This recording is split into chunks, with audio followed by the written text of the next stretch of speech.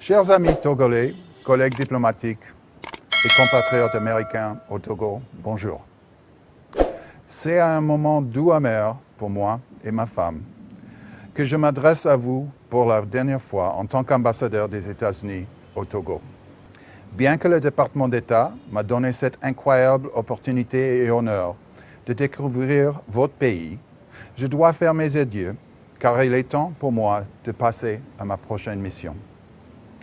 Ces 3 dernières années au Togo ont vraiment été extraordinaires.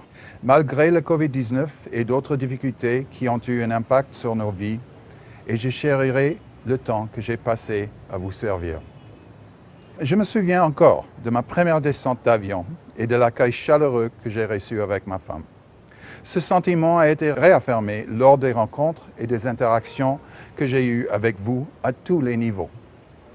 Ma première rencontre avec le président Faure Gnassingbé m'a renforcé que le Togo et les États-Unis peuvent être et ont des partenariats coopératifs et nous nous sommes efforcés d'atteindre cet objectif pendant mon mandat.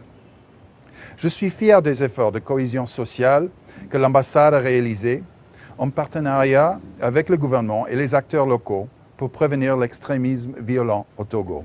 Ces efforts, associés à notre coopération militaire, renforcent notre engagement en faveur de la sécurité régionale.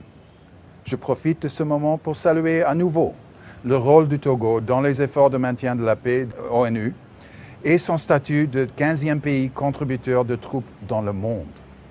Je suis heureux de toutes les initiatives entrepreneuriales et économiques que l'ambassade a parrainées pour soutenir l'objectif du Togo de devenir un centre économique. Ces efforts ont aidé des milliers de femmes, des jeunes et d'autres populations marginalisées à réduire le chômage. Pendant que le travail doit continuer, je suis satisfait de notre soutien aux gouvernements locaux, aux acteurs de la société civile et aux institutions responsables pour renforcer la gouvernance et les institutions démocratiques. Le travail que nous faisons soutient un Togo plus stable. Et je suis content de toutes les opportunités que nous avons pu offrir aux Togolais grâce au financement du gouvernement américain.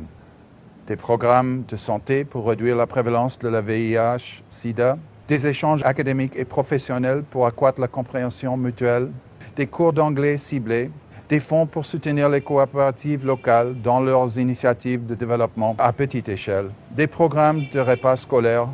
La liste, elle est longue et je suis fier. Nous avons orienté nos fonds d'assistance pour qu'ils se concentrent sur l'aide à la population de Togo. Et je suis très fier de ce que nous avons pu faire avec ces fonds pour changer les vies au Togo. Je suis heureux que pendant mon mandat, nous ayons pu introduire au Togo un programme de seuil de la MCC axé sur le régime foncier et le développement d'éthique. Ça continue. Et bien que nous avons évacué les volontaires du Corps de la paix en raison de la Covid, nous négocions avidement le retour pour poursuivre le partenariat que nous avons établi en 1962. Bien que le Covid ait eu un impact sur les voyages, les opérations consulaires sont restées au cours, car nous avons donné la priorité aux regroupements familiaux et à l'augmentation des possibilités pour le Togo de profiter du programme de visa de diversité. Cette année même, je crois qu'on a 4 fois ce qu'on a eu dans le passé. Grâce à l'initiative COVAX, le gouvernement américain a même fait don de plus de 1 million de vaccins Covid. Notre collaboration s'étend à tous les secteurs, prouvant que les États-Unis sont un partenaire fiable et constant. Bien que l'ambassade des États-Unis ait accompli beaucoup de choses sous ma direction, je m'en voudrais de ne pas continuer à encourager le Togo à améliorer son bilan en matière de droits de l'homme, de liberté d'expression, de transparence et de décentralisation, afin de réaliser son potentiel en tant que pays stable, sûr et prospère. En repensant à mon séjour ici, je regrette que le Covid ait eu un impact sur ma découverte de tout ce que le Togo a à offrir. Cependant, ma famille et moi avons pu visiter des sites dans les régions des savanes, de la Kara, des plateaux, de la centrale et bien sûr des maritimes, qui ont montré la beauté naturelle du Togo. Nous avons apprécié de visiter vos plages, vos montagnes, vos chutes d'eau et même vos grottes. J'ai même réussi à voir certains des projets financés par notre fonds d'autosuffisance à travers le pays. Et la nourriture. Pour ceux qui n'ont pas eu le plaisir d'assister à une réception à ma résidence, vous savez que nous proposons souvent les plats togolais. L'un des meilleurs souvenirs est celui où ma femme Shushmita et moi, nous sommes arrêtés à la marché de Kakaveli pour déjeuner lors de nos premiers jours ici, afin de goûter à la cuisine locale. Le Togo a vraiment eu un impact sur moi et ma famille. Ma mère a 87 ans maintenant, qui a visité tous les pays où j'ai servi dans une carrière de 33 ans, est même venue me rendre visite 2 fois, tant elle a apprécié le Togo. Alors croyez-moi, quand je dis que ce pays occupe une place spéciale dans mon cœur et pour ma famille, et ça restera ainsi.